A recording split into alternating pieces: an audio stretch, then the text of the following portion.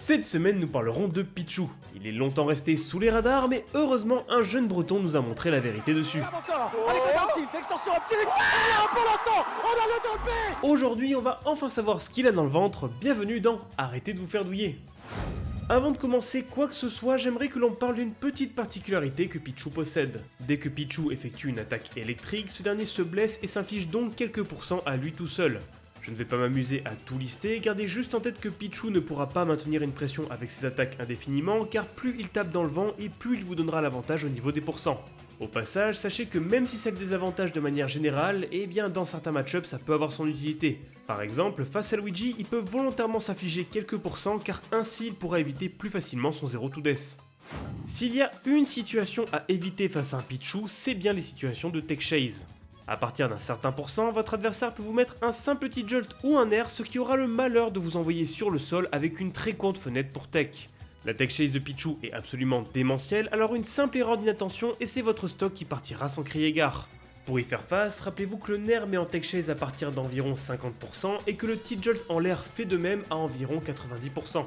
Si en revanche son T-Jolt a déjà touché le sol, et ben normalement vous n'aurez pas trop à vous en faire. Une fois que vous avez ces valeurs en tête, vous pouvez soit vous attendre à tech, mais je rappelle que le timing est serré, soit faire une DI up car vous volerez plus haut et donc vous aurez plus de temps pour réagir à la situation donnée.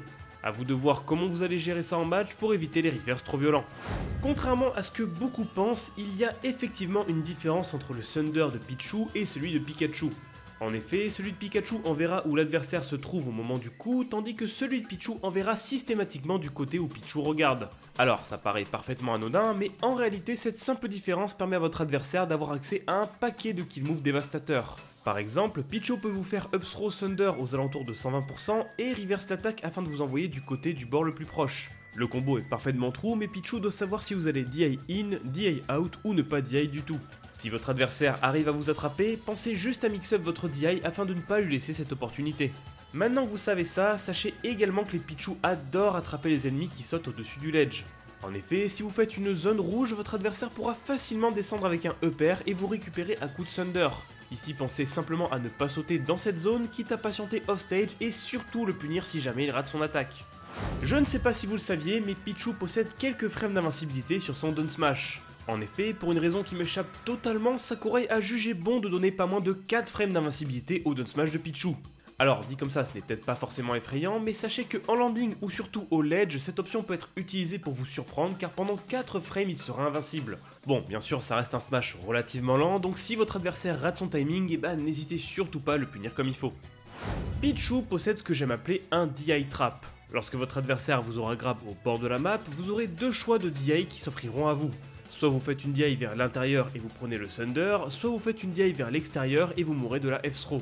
Bon, j'avoue, je suis mauvaise langue, en réalité il y a un bon moyen de s'en sortir, pensez à toujours DI vers l'extérieur car même si votre adversaire décide de faire sa F-throw, eh bien le coup sera relativement lent et vous aurez assez de temps pour changer de direction. Attendez-vous juste à reconnaître et à réagir à la situation, sinon quoi votre adversaire en profitera. Pichu possède un combo qui s'appelle le Lightning Loops. C'est un combo qu'on voit de moins en moins, mais dans le doute je vous rappelle qu'il est primordial de le SDI pour l'éviter. Plus précisément, je conseille au floaty de SDI up et au fast faller de SDI down. De cette manière, vous sortirez facilement du combo et vous ne donnerez pas l'occasion à votre adversaire de gratter des pourcents. D'ailleurs, j'en profite pour dire que ce n'est pas le seul move à SDI. Si vous êtes assez réactif, pensez à SDI le back air vers l'extérieur et le down smash vers le bas car sur un malentendu, ça pourra vous sauver. Si vous ne savez toujours pas ce qu'est une SDI, je vous renvoie vers la fiche en haut à droite de votre écran pour découvrir cette technique par vous-même. Évidemment, toutes ces petites astuces ne vaudront rien face à un Pichu bien entraîné. Si vous voulez les battre, il faut d'abord comprendre les interactions, alors c'est pourquoi je vais vous donner quelques conseils à appliquer dans le match-up. Quand vous arriverez à mettre votre adversaire offstage, pensez à ne pas vous précipiter bêtement dessus. Déjà, Pichu possède l'une des meilleures recoveries du jeu, donc rien que là ce sera compliqué, mais surtout Pichu possède un Thunder qui aura le chic de vous reverse dans votre situation d'avantage. Si vous ne voulez pas prendre de risques là-dessus, je vous conseille de 1 ne jamais ledgeguard par le haut et 2 d'essayer de le 2-frame. En effet, les gens l'oublient mais Pichu est l'un si ce n'est le personnage le plus simple à 2-frame du jeu. Ses oreilles sont si grandes que sa hitbox dépassera du ledge au point même où certains up smash pourront venir le toucher au bord. En bref, ne perdez pas votre temps à essayer de l'atteindre, mettez-vous patiemment au ledge et attendez d'entendre le premier pi pour attaquer. Si vous arrivez à avoir le bon timing, Pichu n'aura aucun échappatoire et vous pourrez tranquillement le remettre offstage, voire carrément de le tuer. Pichu est ce qu'on appelle un glass cannon. Il est petit, il est rapide, il tue vite, mais également il est l'un des personnages les plus fragiles du cast. Son poids est simplement le plus léger du jeu, ce qui fait que certains combos ne fonctionneront pas et que, à l'inverse, certaines attaques auront raison du rat alors qu'il n'aura même pas dépassé les 40%. Soyez attentif aux habitudes de votre adversaire et abusez-en pour creuser l'écart dans le match. Lorsque vous affrontez un Pichu, évitez de lui foncer bêtement dessus. Sa frame data est sans doute bien meilleure que la vôtre et il dispose d'un paquet de out of shield pour vous avoir. Si vous voulez réellement le battre, n'hésitez surtout pas à le camper ou à le fuir car Pichu manquera cruellement de portée, en plus de ne pas avoir le droit de spammer ses attaques dans le vent. En d'autres termes, mettez une distance entre vous et votre adversaire et essayez de l'avoir à l'usure. Pichu, ça n'a globalement pas vraiment de mauvaise map. Le personnage est assez permissif pour jouer partout sans que ça ne l'embête trop dans son jeu.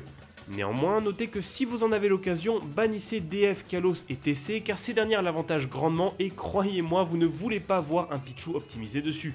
Si vraiment vous avez aucune idée de quoi prendre, privilégiez les triplades car elles ont tendance à le gêner, même si encore une fois Pichu s'en sortira globalement bien dessus. Lorsque vous affrontez un Pichu, mettez-vous en tête qu'il va très souvent jouer le jeu du bait and punish. Le but de votre adversaire c'est de vous pousser à agir en premier car non seulement il sera assez rapide pour l'éviter, mais en plus de ça il dispose d'incroyables out of shield qui lui offriront sa route de combo. Si vous voulez vraiment échapper au problème, changez vos timings d'approche, spacez vos moves au maximum et surtout essayez de déjouer les moments où votre adversaire cherchera à jouer en second. Comme d'habitude, je rappelle que ce n'est pas parce que vous avez vu cette vidéo que vous allez pouvoir battre tous les Pichu que vous croiserez en tournoi.